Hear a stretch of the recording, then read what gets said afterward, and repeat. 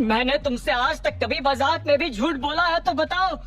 यही टाइगर है डॉन, इन्हीं के पास वो अंगूठी और टैटू है। यही मिस्टर अकरम और मिस्टर बलराज जैसे लोगों से डायरेक्ट बातचीत रखते हैं। फ्रस्ट्रेट होता हुआ रंजन डॉन के आगे आकर सब कुछ उगलने लगा था। उसका कंफर्मेशन सुन अब डॉन कुछ नहीं बोल पा रहा था।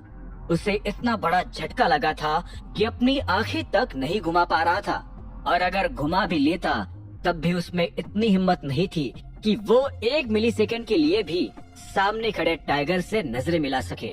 उसके मन में अब कई तरह के ख्याल एक साथ टकराने लगे थे। टाइगर से मिलना हमेशा से उसका एक सपना रहा था, लेकिन उसका ये मिलन इस तरह से होगा किसी ने सपने में भी नहीं सोचा था।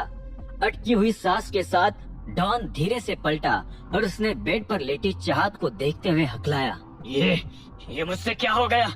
ये लड़की आखिर है कौन? रंजन ने उसके सवाल पर अपना सिर हिलाकर कहा, अबे अब तक तुम्हें समझ आ ही जाना चाहिए था।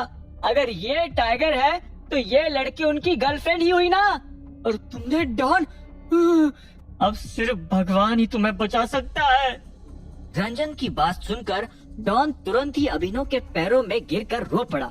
अभिनव ने धीरे से उसका सिर अपने पैरों से उठाया और पूछा, तूने उसे ड्रग्स दिए हैं? सॉरी सर, सॉरी, ज्यादा हेवी ड्रग्स नहीं है, कुछ ही देर में मैम उठ जाएगी।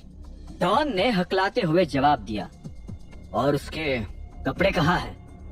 अभिनव के सवाल को सुनते ही डॉन तुरंत ही उठकर कमरे के कोने में चला गया और उसने वहाँ से चाहत के कपड़े लाकर झुकते हुए अभिनव को वापस थमा दिए। अभिनव ने उन कपड़ों को तुरंत ही उसके हाथों से छीन लिया और वो चाहत के करीब बढ़ने लगा।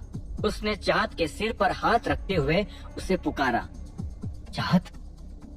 चाहत को अभी भी नहीं उठते देख अभिनव ने ऑर्डर दिया, एक फीमेल स्टाफ को बुलाओ तुरंत।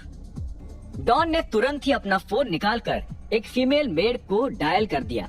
उसी वक्त अभिनव उसके आसपास उसे घूरता हुआ चक्कर लगाने लगा।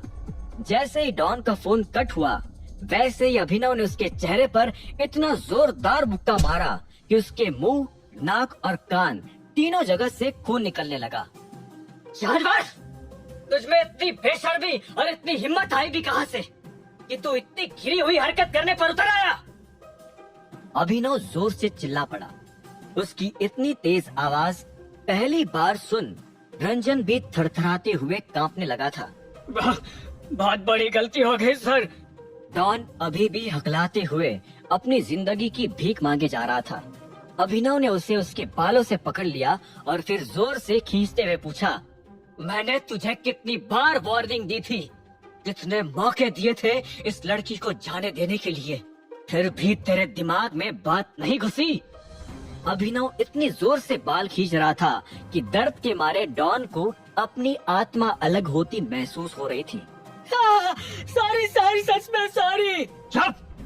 अभिनव उसके शब्द खत्म होने से पहले ही उसके ऊपर चिल्ला पड़ा, अगर आज मैं इतना पावरफुल नहीं होता तो तू उसे छोड़ता ही नहीं, है ना?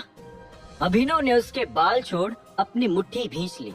वो अभी के अभी ही इस आदमी के 100 टुकड़े कर देना चाहता था और फिर ये बात भी नहीं भूल सकता था कि डॉन उसी का आदमी था। अचानक रूम का दरवाजा खुल गया और 2 फीमेल स्टाफ अंदर आ गई। जी सर। बेड पर सोई मैडम को उनके कपड़े पहना दो। रंजन का ऑर्डर सुनते ही दोनों फीमेल स्टाफ अभिनव के हाथ से कपड़े लेकर चाहत को पहनाने लगे। इसी वक्त अभिनव ने फिर से डॉन को गले से पकड़ा और कहा, तूने जो किया है वो इतना घिनौना काम है कि मौत की सजा भी कम पड़ जाएगी। तुझे और भी कड़ी सजा दी जाएगी, इतनी खतरनाक कि तेरा हाल देखकर उन सभी लोगों की रूह कांप जाएगी जो लड़कियों के साथ जबरदस्ती करने की हिम्मत रखते हैं। अभिनव को भी नहीं समझ आ रहा था कि उसने चाहत के लिए गर्लफ्रेंड शब्द का यूज क्यों किया था। वो शायद बस डॉन को ही और भी ज्यादा डराना चाहता था। अभिनव की धमकी सुन डॉन कांपते हुए अपना सिर पकड़कर जमीन पर बैठ गया। उसे आज पहली बार अपनी जिंदगी में डर क्या होता है वो महसूस हो रहा था। आगे की कहानी जानने के लिए देखें अगला एपिसोड सिर्फ पॉकेट एफएम के यूट्यूब चैनल पर, और द रिटर्न ऑफ टाइगर के सारे एपिसोड्स को सुनने के लिए डिस्क्रिप्शन में दी लिंक से डाउनलोड करें पॉकेट एफएम ऐप।